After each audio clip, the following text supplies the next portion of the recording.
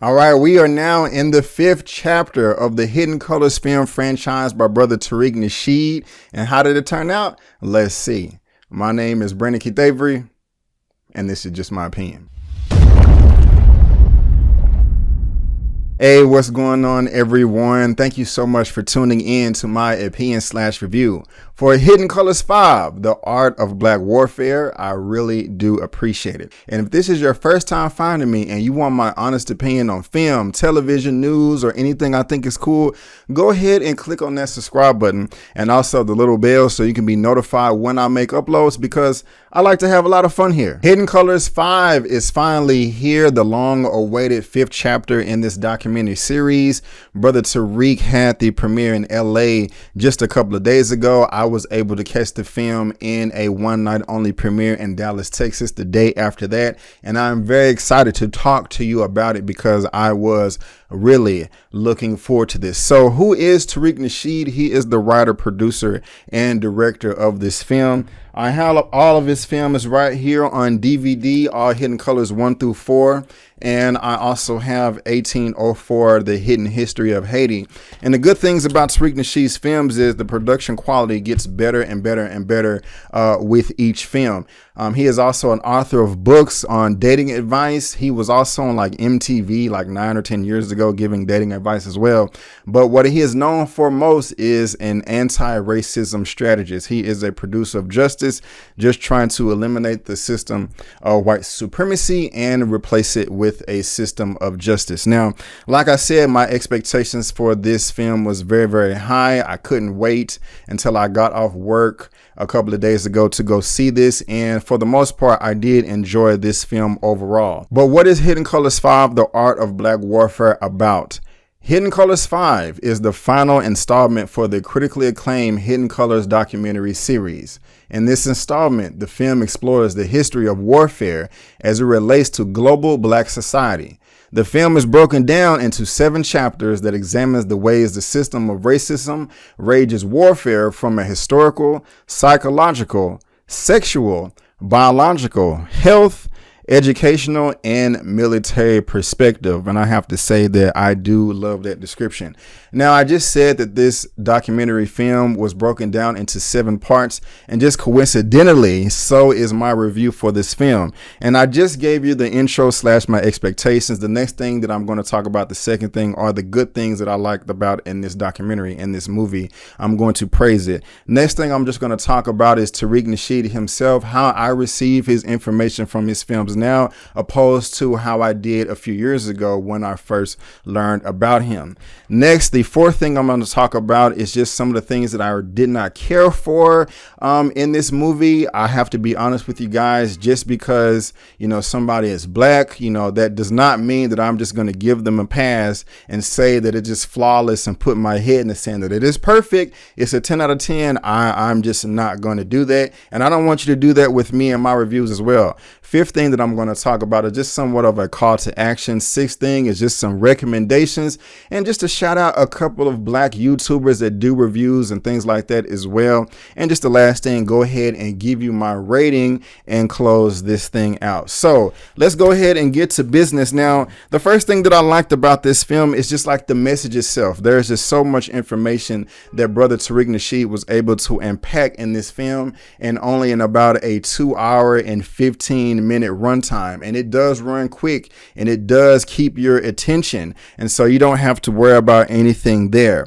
To give this message, he has a ton of historical pundits and doctors and just historians that know their business in and out. I mean, they're just so unapologetic about it, pro-black to the core, and I love pretty much everybody that he did present in this film. I mean, it's a stellar lineup. We have David Banner, Chuck D, Ice-T, Dr. Kama, of course we have Tariq Nasheed, Jabari Osage, James Small, Michael John White, Brother Rizza Islam, Zoe Williams, Brother Polite, Six the Goddess, who I listen to on Instagram. I don't know her real name. I mean, she may want to hide it. I don't know, but I just don't know her real name. Damon Dash, and of course, last but not least, we have brother Dr. Claude Anderson and Miss Shawazad Ali. And I will later on tell you who is my favorite. But just another great thing about these film series, like I said, the production quality is there, and it is in the art of black warfare. Something that I just love. I mean, he is able to edit fast, and his transitioning from scene to scene is tight. It is edited very nice. It will keep your attention. It will make you pay attention. It will keep you on the edge of your seats for most of it. I mean, when I was watching it, sometimes I was sitting back in my chair, just kind of relaxed like this. But there was also times where I would just kind of like on the edge right here, just leaning in like, yes, give me more information, give me more information.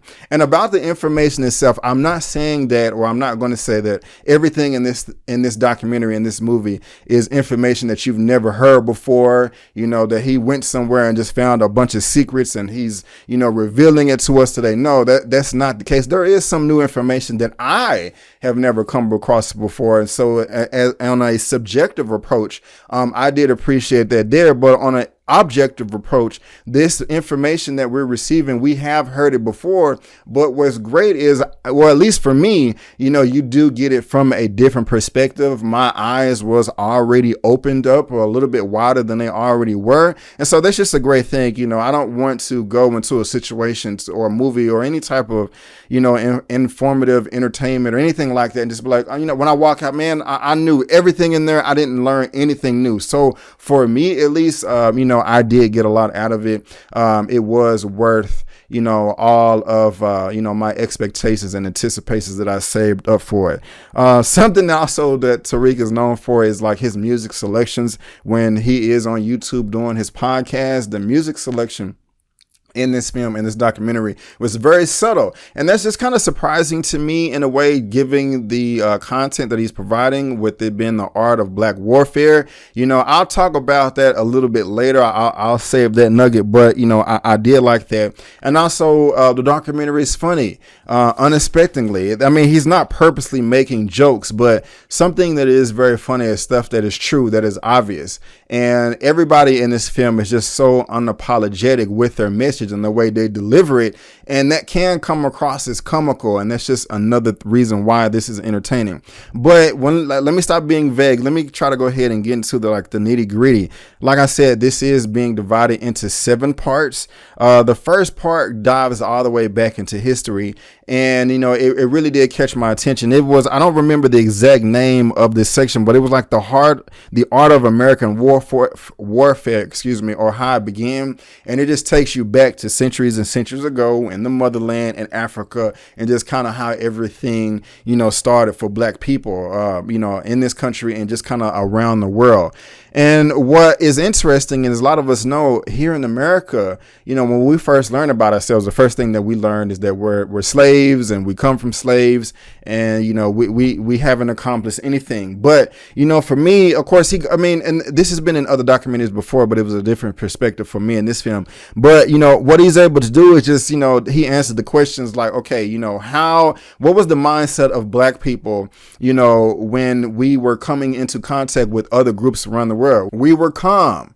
We were peaceful. We were loving. We were forgiving. There was no such thing as, and the film talks about, there was no such thing about, okay, this is my land and that is your land, and here's the border right here. I mean, there were just so much land and just so much resources that we could share everything. We could all coexist. We can all cohabitate. I mean, and there were just no issues. And because we had so much land, because we had so much resources, if someone came into our mix that didn't necessarily look like us, we were welcoming. We were just like, hey, we have everything to share.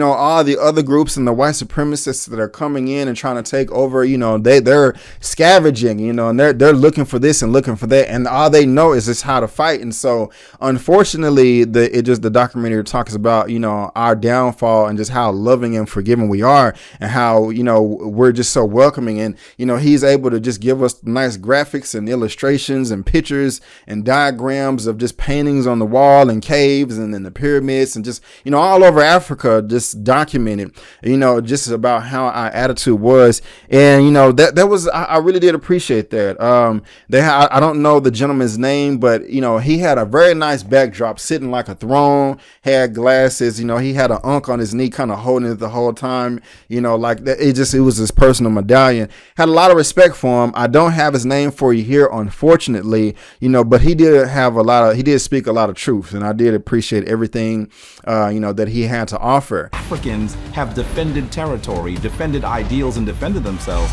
consistently over thousands of years, including in the United States. Now, I don't like to go into screenings with the pen and paper. I'm just not able to write down as I'm watching something and pay attention to both. Just, so that's just not my cup of tea. But when I looked up, the cast for this film, his name, I could not find. I just say that because I just want to be able to provide as much information to you as possible when you're trying to decide if you want to see this or if you want to buy, but, which I do recommend. But just kind of going into like other parts of this film, I mean, like the second part, it was like the consumption of black people. And this was one of the most disgusting sections to me. I didn't turn away. I mean, it's information that you need to see, but I do remember when the title card did pop up, it was of a white woman devouring flesh in slow-mo, and it just looked freaking disgusting. I was just like, oh my gosh. And, we do know when you look back at history that there were groups of people that did eat other people, and that they still have that today. I mean, they talked about that. I can't remember. I don't want to say the wrong country and, smear them the wrong way.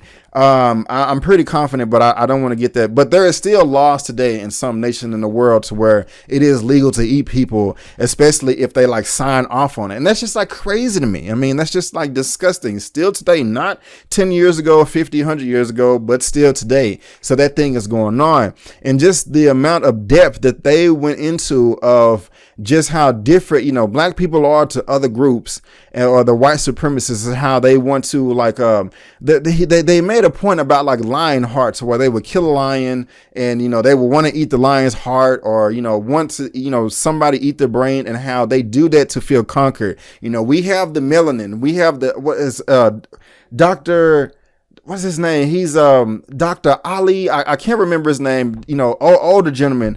But I really want to look him up so bad, but I can't remember his name. But he was just talking about chi energy and flow and all that good stuff, and just the reasons why they will want to consume black people.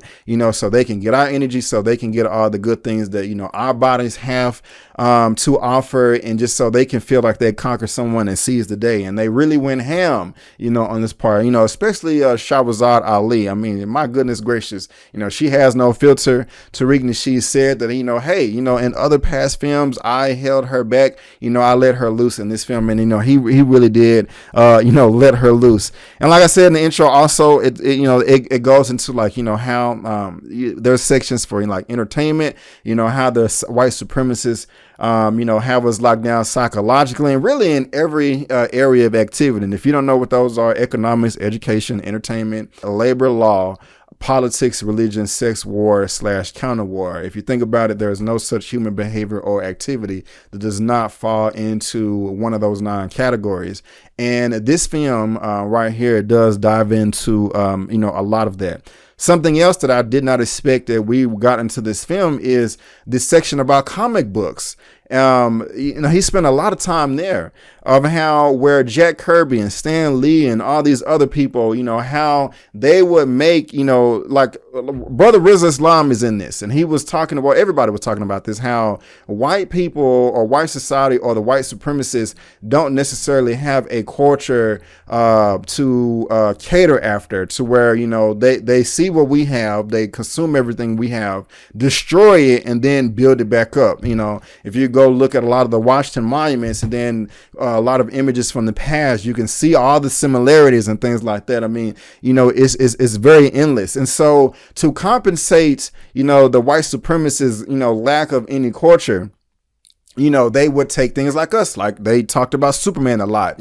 Superman is really, could be based on a black figure. And I don't remember all the technical terms. And he was talking about, Kal-El and how that means this. He took the Superman sign and talked about how if you flip that upside down, how that relates to a certain pyramid somewhere in the world. And like the image that they showed had like some lines going like this, and that mimicked the S on Superman. And you know me, guys, I'm a big superhero comic book fanatic. And, you know, of course, I didn't know that myself. So I'm just sitting there like, oh, snap. You know what I'm saying? This is like, you know, dope as hell. They also talked about Wolverine and, you know, his metal claws and how indestructible how he is, and how that was tailored from a spirit by the name of Ogun. I don't know much of anything about Ogun, but I do hear Tariq Nasheed talking about it all the time. But what's interesting is in the documentary, he talked about how in the comics, in Marvel Comics, Wolverine's mentor in the comics is Ogun. Coincidence? I don't think so, but I just kind of found that interesting as well. They also brought up Thor, and then the one that stood out to me the most was Wonder Woman and the Amazons and where she comes from, and they related that to black women, and also a section where they're talking about, like, you know, of course, education and how they're screwing us as far as like entertainment as well with these just comic books. You know, the documentary broke down James Marsden, who was the creator of Wonder Woman, and how when he was creating Wonder Woman, you know, there was a film about it too called Professor Marston and the Wonder Woman. It came out in 2017. I did review that film. It is on my channel. Subscribe and go check it out. And that section really stood out to me. And in that film, you know, there was a lot of like bondages and things like that. But the film talks about how James Marsden used that information to create Wonder Woman, but also how they had a lot of racist cartoons back in the day with Wonder Woman, and how she's going over to a certain part of land, and then she has to, you know, fight a bunch of savage beasts and things like that. So the way that tied in, and they brought that to the front, and for me personally, how it tied into this movie to where I knew a little bit about myself, you know, I thought that was really fascinating. You know, that was about the third part in this film. You know, I was really drawn in that part right there. And so, like I just said, I am a big martial arts superhero comic book fanatic. Those are my second favorite type of movies. My first favorite type of movies that I like is like martial arts action movies. And then they talked about that in this film as well, dating all the way back to ancient Kemet, showing hieroglyphics on the wall. They also brought up Tai Chi, and they had two gentlemen in this film that were talking about martial arts. They had a martial arts historian that was based out of LA, Los Angeles, and I don't remember his name, but they had another gentleman as well. I don't remember his name either, but he was talking about the 52 block system. And I did a little Googling on YouTube and, you know, just a little bit before I was shooting this, and they were just kind of going in depth about, you know, how that style of fighting evolved from boxing. Now, I've never heard of that martial arts before. I mean, there's thousands of styles out there, guys. But, you know, I was seeing a little bit of something saying that when I was trying to do research, how it's prominent in prison systems as well, elbow blocking. And it was interesting. And, you know, I was interested to learn more. And when a documentary, you just, you know, not when you leave the documentary of the film, you're like, oh, I'm glad I watched that. I feel good about myself. I contributed. No, I mean, it should motivate you to want to learn more and study more and research more. And already, and we're not even like 30 minutes into this movie, you know, I'm already just like, my goodness gracious, there's just so much more. You know, there is stuff that I've heard before and learned and I already know, but there's still just so much more that I want to take in as well. But one of the best things in this film is the highlight that they gave to the late Miss Dr. Frances Cress Welsing. I mean, my goodness, with her race theory, Brother Polite, and pretty much there was so many people just talking about like the ultimate goal and what's going on, and that, you know, we all know, and a lot of you may not know. I mean, that's fine. We're all at different levels of consciousness. We're all at different levels of awareness. But there's only three groups of people on the planet. You know, you have white people, non-white people, and white supremacists.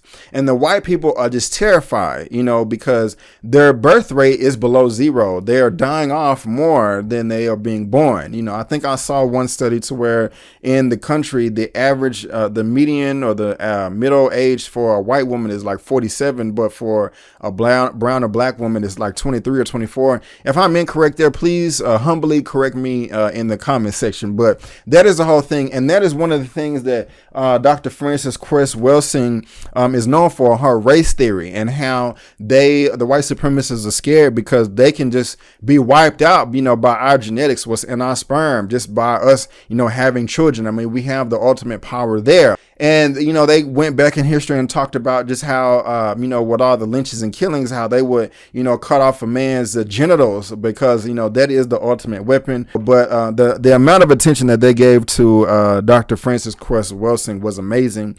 And that was one of the things that I loved about this film the most. Something else that they just talked about that just speaks volumes is how black people have been conditioned to think that God is white, or Jesus Christ is white. We've been trained to think about Europeans as our God.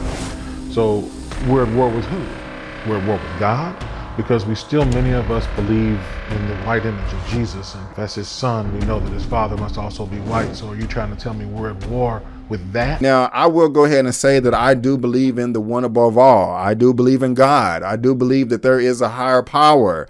I don't want to get specific on what my particular spirituality and religion is, because one, that's just going against code. I mean, black people, we will never agree on religion or spirituality. So you should just never bring it up. Because even if you just say to yourself, hey, even if you believe something that I don't believe, I'm still going to, be down with you, bro. Unconsciously, it's still going to, divide you just a little bit. So, don't bring it up. But they did focus on that, is how we are conditioned to believe that if you believe in God, if you do believe in Jesus, that that figure and or those figures are white. And so what that makes us think is, if you think God or Jesus is white, the one above all is white, then you're going to automatically think that white people are the default humans. And then you're going to think that those are children of God. And so then if someone comes to you and say, hey, we black people need to serve their own community, you're going to think, well, wait a minute. If I'm serving my own community, if I'm serving black people, then I'm not serving white people. And if I'm not serving white people, then I'm not serving God. So you want me to go against God? No, that is the con game, prime definition of white supremacy. And we need to get away, from that. And I'm not going to lie myself. When I grew up, I thought God was white because I was just used to the images. I mean, and even when I got about 7 or 8 years old, I just started realizing, okay, stuff it does not make sense. Like where did black people come from? I'm even embarrassed to tell you where I thought black people come from. But, they got us all like that. So, we just got to purge our minds of that. Unfortunately, right now, I don't know if you guys saw the video of people in Kenya. They brought a white Jesus over there and they was worshiping the white Jesus. And that's just horrible. That's just horrible, horrible, horrible, horrible. And, we have to get rid of that mindset right there. So they talked about that.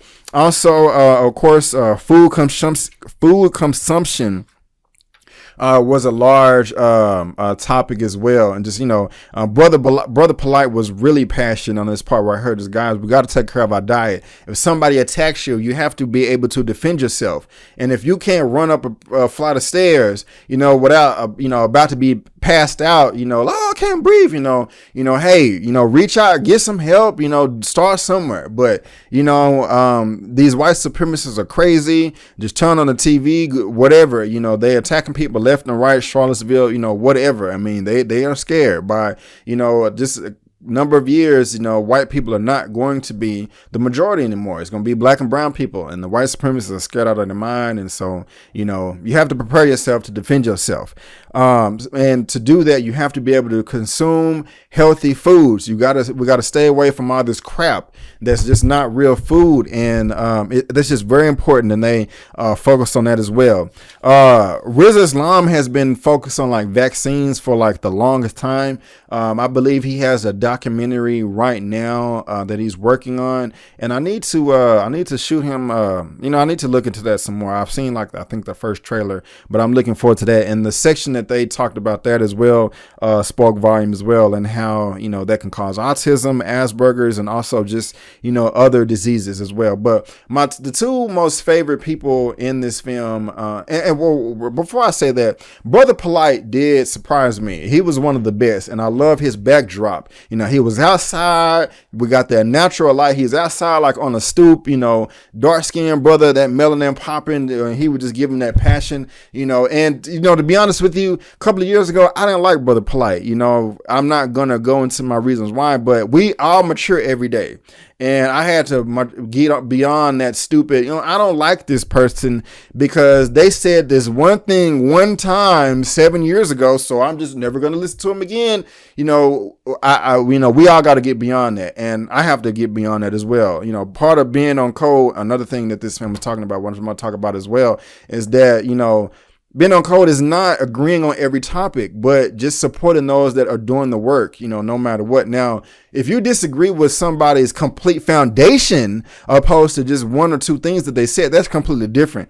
If their whole foundation is whack, like, hey, I'm a black conservative, or we need to support the Democrats, or Donald Trump isn't that bad, or, you know, we don't need reparations or a black agenda, you know, roly-poly, you know, no, I'm not listening to you. You know, that doesn't make any sense. If you're telling people, you know, hey, repeat after me, my grandchildren are going to be billionaires. Okay, that is just crazy. You know, but if, you know, we all, like I said, we're all at different levels of our consciousness and awareness. So if somebody, you know, may have a different approach than you, hey man, as long as it's bringing us up as a whole, you know, that's all good. So, you know, we got to put all those differences aside, but Brother Polite did come through. But let me get back on what I was saying. The two most favorite people that I liked about this that just stood out to me the most was Dr. Claude Anderson and Miss Shahrazad Ali. My goodness gracious, like I said, Tariq Nasheed, he did not put the gloves on. And this thing about it was, she was not like in the, oh goodness gracious, excuse me. She was not like in the camera just like, no, like this. She was just cool, calm, you know, just classy and just calm voice, just spitting the truth and the knowledge. It's like, oh yeah, and it's like this and it's like that, and you know, and then sex and, you know, black men, you know, it was. I mean, she got the most applause in the movie. I mean, she stood out to me the most. And man, like she dropped this jewel one time, kind of just towards the end, and everybody in the theater was like.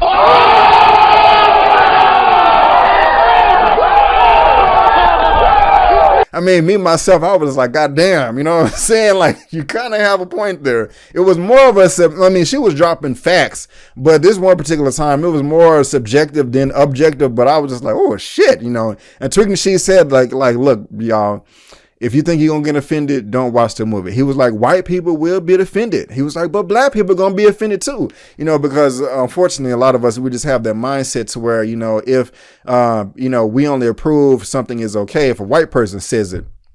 And so that messes up our minds as well. But the thing about it is, who cares about anyone's feelings if you're talking about historical facts? But Miss Shahrazad Ali, she came with that fire. She came with that knowledge. And I love that the sister is just so unapologetic with everything, you know, that she spits. There was also a cameo in this thing. I don't want to spoil it for you, Harry. Some of y'all probably already know. But when this dude popped on the scene, like on the screen, excuse me, everybody was like, what?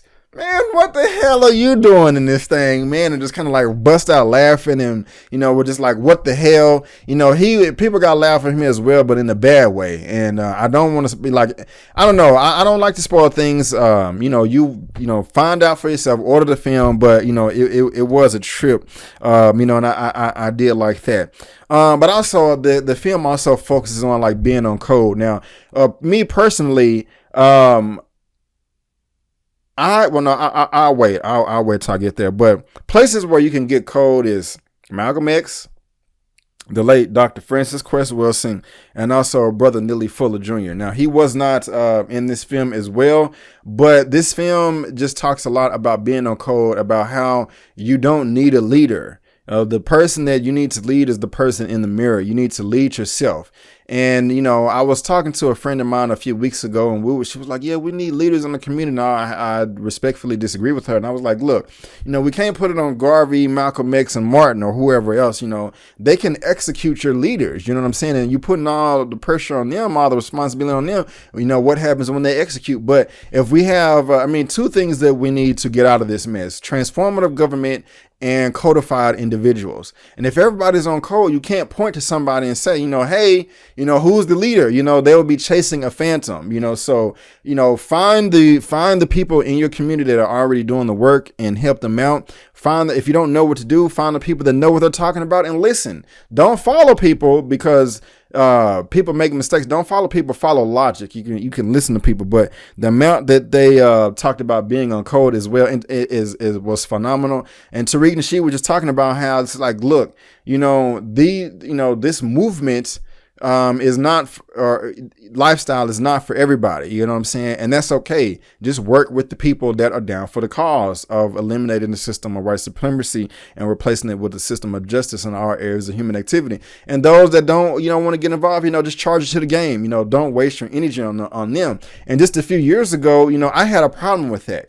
So that really sums up all the good in this film. There is more, but there's just so much to cover. I did love it all. But just real quick on Tariq Nasheed, I have a lot of respect for the brother. He puts his life on the line, in my opinion, to fight white supremacy on a public stage amongst him and other people, which I'm going to mention later. I don't know if many of you know that he was on the news recently because some white supremacists tried to do a swatting technique to where they call in a fake call and be like, hey, there's bombs in the building, there's kidnapping, hostages, and they sent the police over there and, try to get him shot. He was on the news. The man also always does what he says. He's also honest. I remember one interview when I first learned about him about 3.5 years ago. Someone's like, oh man, you all about your business, right? And he's like, sometimes, but I do like to play and goof around too. I do like my ratchetness, and he was just honest about it because he does not consider himself a leader. If you call him a leader, he will get mad. And I respect that, and some people give him shit. I reacted to his trailer. Someone was like, man, he wanted to be in Hollywood. Okay, so what? We all aspire to be, do something, once upon a time. Oh, he's a pimp, he's a player, all these books. So wait a minute, you're knocking him because he writes books on dating advice?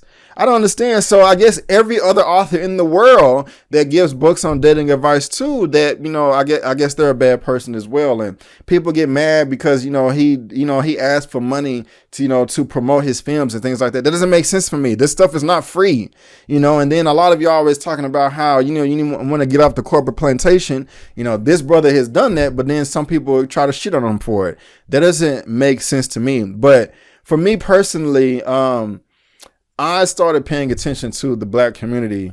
It took too long for me to do so, but it was around the time that Philando Castile and Alton Sterling got shot.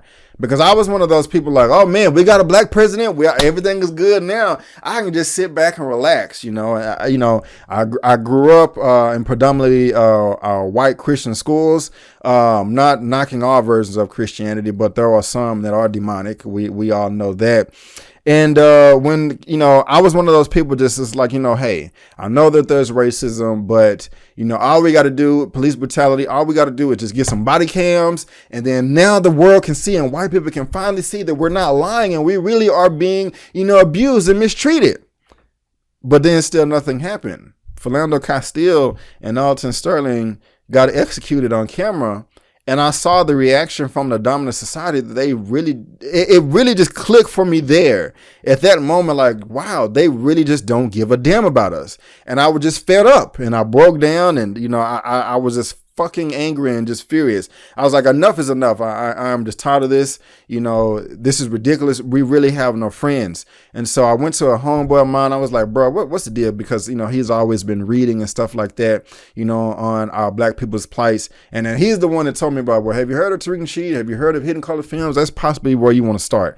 And so that's where I first learned about Tariq Nasheed, and I ordered all 4 of his films online. The first one I watched was Hidden Colors 3, The Rules of Racism. It was right here. And I was just,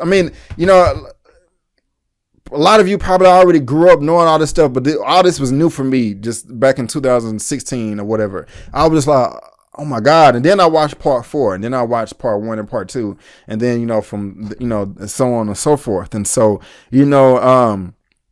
I respect the content, and I really do. I'm not saying that it's the end all be all. You know, watch all the movies, watch all the documentaries, listen to all the podcasts, read all the books. You know, get as much information from as many different perspectives as you can. But you know, I do have Tariq Nasheed. I do have Tariq Nasheed. I do have a lot of respect for you, my brother. You know, keep doing what you're doing. You know, I love it. And we do need some more people out there fighting the fight. Now, let me just go ahead and start talking about some of the things that I did not care for in this film. I'm not just going to say that this, you know, anything is just perfect just because, you know, I do have to be honest. Now, Brother Tariq Nasheed, if you're watching this, I doubt it. But if you're watching this, I'm going to be honest with you. Your enthusiasm for promoting this film, Hidden Colors 5, The Art of Black Warfare, in my opinion, was not as remotely as high as it was for 1804, The Hidden History of Haiti. I think I noticed that. I listened to all your podcasts on YouTube. I noticed that I think the second time you brought it up, because when you was promoting 1804, The Hidden History of Haiti, you was very excited. You was very enthusiastic. You was very passionate, especially the way you was describing those reenactment scenes in that movie, which were breathtaking in my opinion. I was blown away by it. You know, you just, oh man, we got these reenactment scenes, man, they so cold. We got some cold ass reenaction scenes. And when you started promoting Hidden Colors 5, I just did not feel the same energy.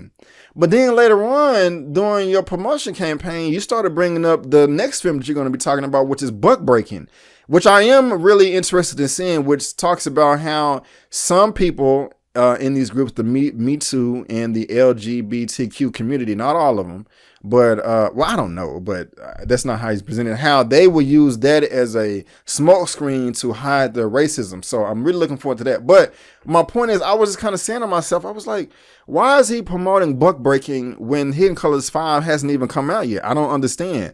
Is he losing faith in Hidden Colors 5? Does he not feel that it's going to be as good as his previous films? And while the production quality for Hidden Colors 5 is there, I have to be honest, I do feel that it is a slight step down from 1804, The Hidden History of Haiti. You know, that has to do with just some of, I mean, some of y'all may get upset with me for saying this, but I'm just going to be honest with you. One time, I mean, one person, I don't want to say who it is because you may see it, and I just realized it was in the trailer as well. There was a piece of audio equipment that was visible, like someone's microphone, and it bugged me. And every time I saw it in the movie, it kind of clocked me out. And I'm just like, I mean, but you know, that happens sometime. You know, Game of Thrones, they just had a Starbucks cup in one of their shots. And I think they noticed it as well, because when he cuts back to the different people in this movie, at one time it was there, and then the next time it wouldn't be there anymore. So that just kind of has to do, like, you know, with the editing right there. Also, I'm in the movie theater a lot. I review movies a lot. I've been doing it for a while now, even though I don't have, my channel isn't big, but I'm on average, I'm in the theater at least 3 times a week. That's a lot. And so I'm just kind of used to a wide aspect ratio, and the aspect ratio was kind of condensed down in this one right here. Also, this is 7 chapters, 7 sections. I kind of felt that there were just too many. And the reason why I say that is you can have that many chapters in your film, but if the transition for each of them is not as smooth as possible, it can be a little jarring, you know. And just a few moments there was, for the most part, I was enjoying everything, you know, and the intensity level was high. But at the same time, I was like, oh, okay, you know, I feel like I'm running over a speed bump here. Now, this is something that I noticed in this film as well, Tariq, but I noticed that big Hollywood films do this all the time. The first Avengers film did this, and I can't stand when movies do it. I don't like when a title card of the title of the movie is more bombastic, is more dramatic in the trailer than it is in the movie. They did that in Avengers, the first Avengers.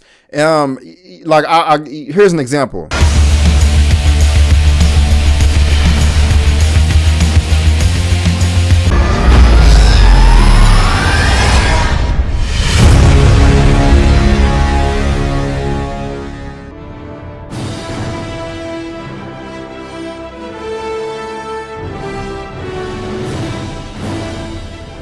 And the same thing happened in this film as well.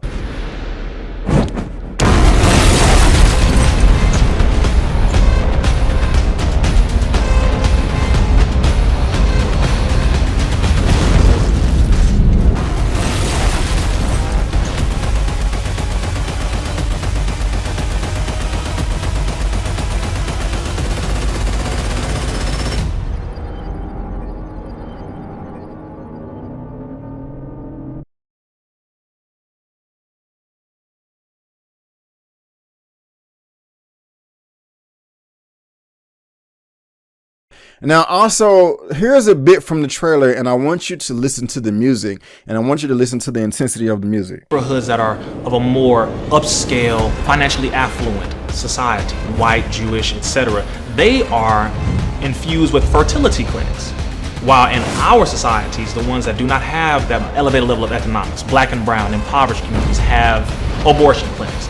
Now, in this film, throughout the whole movie, that same intensity and bass wasn't in the movie. The music was, quite settling, very subtle. And I was just kind of saying to myself while I was watching, I was like, why? I mean, I feel you on this, man, and I'm feeling the music, but why? It just doesn't feel that intense. I don't know. Like, just the music selection was like a little off for me there. But one of the main things that really did bug me was there was a nice chocolate sister in this, nice beautiful elder. She was an herbalist. I don't know her name. She was dressed in her nice garb from head to toe. It was like a lavender purple or something like that.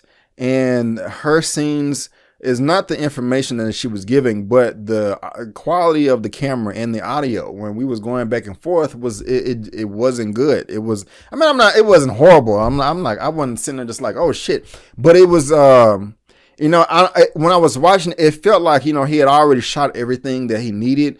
And, he shot her scenes at the last minute or didn't have the same audio and video crew.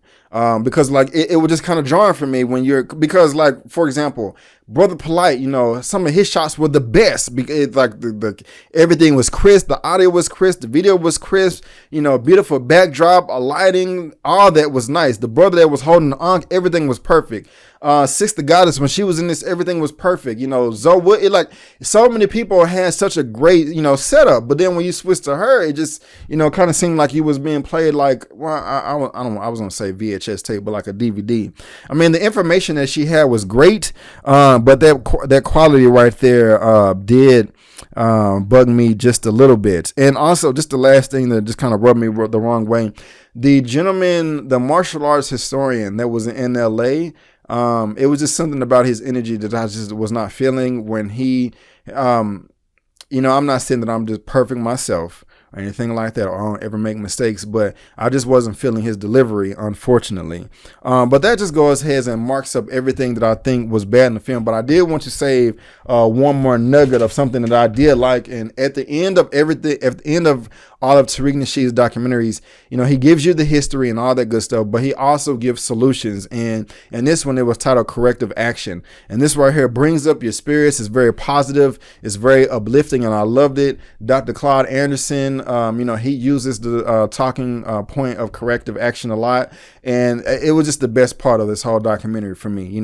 I was going to I had my rating already in my head at this point that I was going to give the documentary, but this part right here made me take it up just slightly to the next level. And while, books are very important to read as well, because Tariq Nasheed does recommend books for you to read too. And his documentaries, he's not just about audio or video. He promotes reading as well over and over and over again. When you're reading, your own imaginations comes up with the image that you put in your head to, comprehend that the illustration or the context. But when you have video and audio put together in a film, like this, you really do get the point that the director, the producer, the creators are trying to drive home. And there was a talking point that Professor Kaba Kamen was using on how the white supremacists, how guys, we really need to realize is that, who is behind the curtain with the Wizard of Oz, and how the white supremacists realize that they are really the minority. They know, but black people, we need to realize that the white supremacists are really the minority on the entire planet. And that, we can just gain so much confidence if we just realize that thing. And the talking point that he used, and they put an image on screen of like a big a big electronic board in like, Chicago or New York. And that was like one of the most powerful points in the movie for me, or spoke to me personally. To be a successful colonizer, you not only colonize and you dominate the people physically, you have to dominate them psychologically. The first revolution, Gil Scott-Heron tells us, is the revolution in the mind. And I really did love that. So the end of this thing was just like freaking phenomenal, you know, and I love that. So guys, I will go ahead and save my rating for you. I'm going to give it to you in a second, but just real quick, you know, since we're talking about, you know, black people coming together and all that good stuff, we need to do that on a local level and also national level. Like I kind of said briefly before, find the people in your community that are already doing the work and help them out. You have Google, you have YouTube, you have Facebook. Find a group, help them out. You know, see what they're doing and help them out. And now we also need to, and also if you don't know what to do, find the people that know what they're talking about and listen to them. You have Google, you have YouTube. I'm pretty sure you know somebody that's down for the cause. Hit them up, ask them. Now we also have to do this on the national level. Let's support Marianne Williamson. There's a link to her campaign down in the description box. Please, let's help her get to the third level of the national debates for the Democratic Party, because I will say that her chances of winning is highly unlikely. But at the same time, everybody thought that number 45, Trump, it was impossible for him to win too. And look where we are. Dude may get a second term. You know, we don't know. So we can't come to any conclusions right here. But even if Marianne Williamson does not win, she is the only person right now that has a black agenda and that is pro reparations for black Americans, American descendants of slavery. And so we need her to continue to be on the debate stage to get that message out to the masses. That's freaking great. I haven't heard anybody else, you know, mention reparations. I want my $17.1 trillion. So that's your little call to action. Also, like I said in the very beginning, guys, if you want my honest opinion on movies, television, news, and anything I think is cool, you know, subscribe to my channel. Now, it doesn't have to do with anything that I just mentioned, but if you just want to support some other black YouTubers that do reviews as well, I have a few people. Let's support our sister, Miss Sharronda Williams, with PayAweight.com, PayAweight YouTube channel. Hey everyone, it's Sharronda from Pay Your Weight. And today I'm going to be reviewing Shaft, which is directed by Tim Story, who's responsible for directing Barbershop, What Men Want, Fantastic Four, Fantastic Four 2, Rise of the Silver Surfer, and this film stars Samuel L. Jackson. You know, she's a sweetie pie. She's based out of Atlanta. Please go support her. Go check out her website. Go subscribe to her channel. She's right at 19,000 subscribers. She's about to cross 20. So let's help her cross 20,000 subscribers. Let's also help out my boy, One Take Big Dog. What's going on, you guys? Like what you guys said, another One Take review. It's your boy Big Dog back with a review for Quentin Tarantino's ninth film, Once Upon a Time in Hollywood. This is a young brother right here. You know, he pretty cool as well. He's funny. He does movie reviews as well, but he also focuses on a lot of anime. So if you're blurred and you like, you know, anime and Dragon Ball Z and just movies and TV in general, you know, go check him out. He just surpassed 1,000 subscribers. Let's help this brother get to 2,000 subscribers. Also, go check out my boy E-Man with E-Man's Movie Reviews. What's up, everybody? It's me, E-Man from E-Man's Movie Reviews, and today we're going to review The Lion King.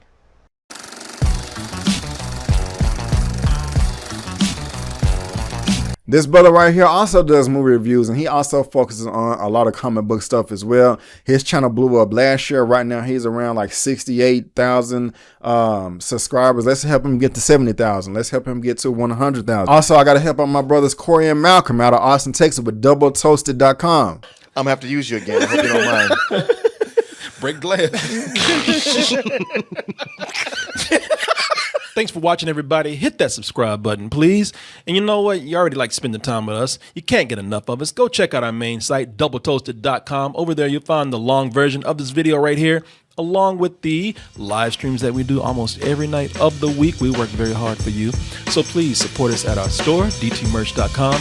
And remember to always stay. They also have a YouTube channel as well. I think right now they're around 131,000 subscribers. So help them get to 200K. You know, they do a lot of movie reviews, and they also talk about current events as well. It's not just movies and things like that. So, and just last thing before I give my rating, find a cause or somebody that's putting in the work and give them $1 a month. Whether it's someone's Patreon, website, YouTube channel, or whatever. If they're putting in the work, help them, support them. But let me go ahead and give my rating, guys. I really did love Hidden Colors 5, The Art of Black Warfare. It was very entertaining. But if I had to give a rating, Out of a 1 out of 10 for Hidden Colors 5, The Art of Black Warfare, I'm going to give it an 8.5 out of 10.